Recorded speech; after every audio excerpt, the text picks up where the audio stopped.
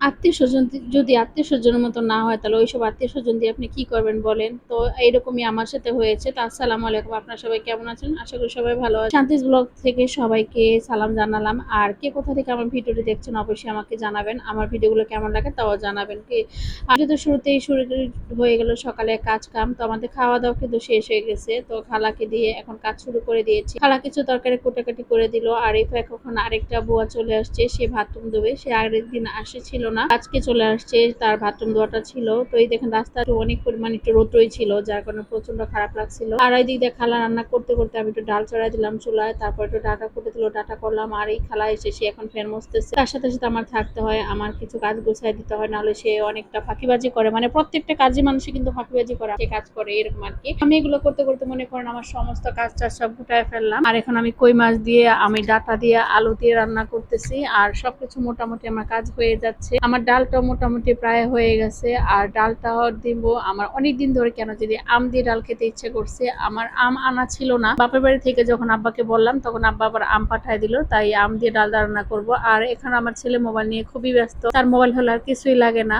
আমি ফাঁকে ফাঁকে রান্না করি, আর ছেলেরা কি করে, কোন খালা কোন দিকে কি কাজ করে না করে সবই টুকিটাকি আমাকে দেখতে হয়। তো আসলে আমি সবকিছু নিয়ে বলেছিলাম যে আসলে বাবা মা যে এমন একটা জিনিস, আর আশেপাশের মানুষগুলো যে খারাপ হয় সেটা এখনই বোঝা যায়। কারণ বাবা মা ছাড়া পৃথিবীতে সন্তানের আর কেউ ভালো চোখে দেখে না, একমাত্র বাবা মাই হলো সবচেয়ে বেশি। আর এখন যেটা বললাম সেটা হলো আমার এখানে আমি যেটা করেছি, আমি চলে আসলাম ছাদে। তো ছাদে আসার পরে আমার প্রচুর পরিমাণ আর খালার কাপড় ছিল, তো খালা এতগুলো কাপড় আনতে পারবে না, তাই আমি এক কাপড় নিয়ে আসছি। আর এ ফাঁকে চলে আসছি, যেহেতু আমি বলছি তাহলে যাই একটু ছাদ বাগানটা ঘুরে এসে দেখি গাছের অবস্থাগুলো আপনারা নিজেই চিন্তা করতে পারবেন। তো প্রথমে শুরু করে দিয়ে দেখেন আমার গাছে কত সুন্দর বেলি ফুল ফুটেছে। বেলি ফুল কিন্তু আমার অনেক পছন্দের। আপনারা কারা কারা বেলি পছন্দ করেন অবশ্যই জানাবেন। তার মধ্যে হয়েছিল মালটাটা কিন্তু দেখতে অনেকটা সুন্দর। আর মেহেদি গাছটা কিন্তু দারুণ হয়েছিল। মেহেদি গাছের পাতাগুলো দেখতে পাচ্ছেন কত সুন্দর হয়ে গেছে পাতাগুলো। তো সবকিছু কিন্তু অনেকটা ভালো লাগছে। পাতা এখন তো বৃষ্টি একটু হয়, তার জন্য পাতাগুলো ভরে যায় গাছগাছালি দিয়ে। অনেকগুলো গাছগাছালি কিন্তু ছাদে হয়েছে, অনেক সুন্দর লাগতেছে। আসলে ছাদে যদি একটা জিনিস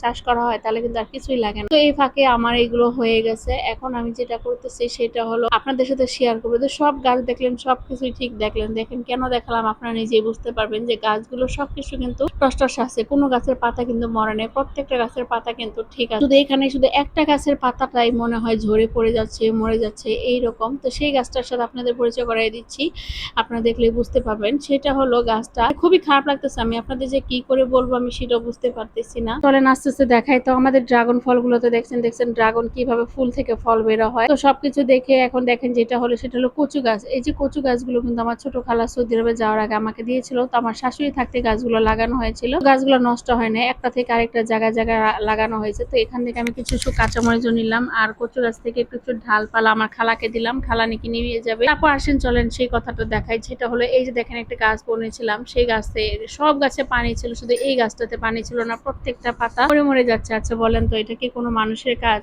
যত বড় শত্রু হোক না কেন, তার মধ্যে কাছের মানুষগুলো কি এরকম কখনো করে বলেন? এই জিনিসগুলো খুবই খারাপ লাগছে যে সব গাছে পানি দিয়েছে, শুধু এই গাছে পানি দেয় না। এখনো কি এরকম পরিমাণ এরকম মানুষ পৃথিবীতে আছে? মানে তাদেরকে একটু দয়া মায়া নাই? কেন মানুষ এরকম করে বলেন তো? এসব আত্মীয় স্বজনের কাছ থেকে থাকা না থাকা কিন্তু অনেক অনেক বিশাল একটা ব্যাপার। তাদের কাছ থেকে দূরে সরে যাওয়াটা আমার কাছে মনে হয় আর কি ভালো। তারা কোনো সময় আত্মীয় স্বজন হতে পারবে না, তারা স্বার্থপর। তো যাই হোক, সবকিছু শেষ করে আমার ছোট ছেলে এখন চলে আসে এখানে একটা গাছ বনতে। তো এখানে কি গাছ হয়েছে সেটা জানি না, এখন তার কাছে অনেকগুলো পাটের বিচি দেওয়া হয়েছে, সে এখন পাট বিচি গাছ এখন এখানে লাগাচ্ছে। আর খালা তাকে দেখায় এইভাবে লাগাও ভাইয়া। তো আমার ছেলে এইভাবে কাজ করতেছে। আমার ভিডিওগুলো কেমন লাগছে অবশ্যই জানাবেন। আমাদের ছাদ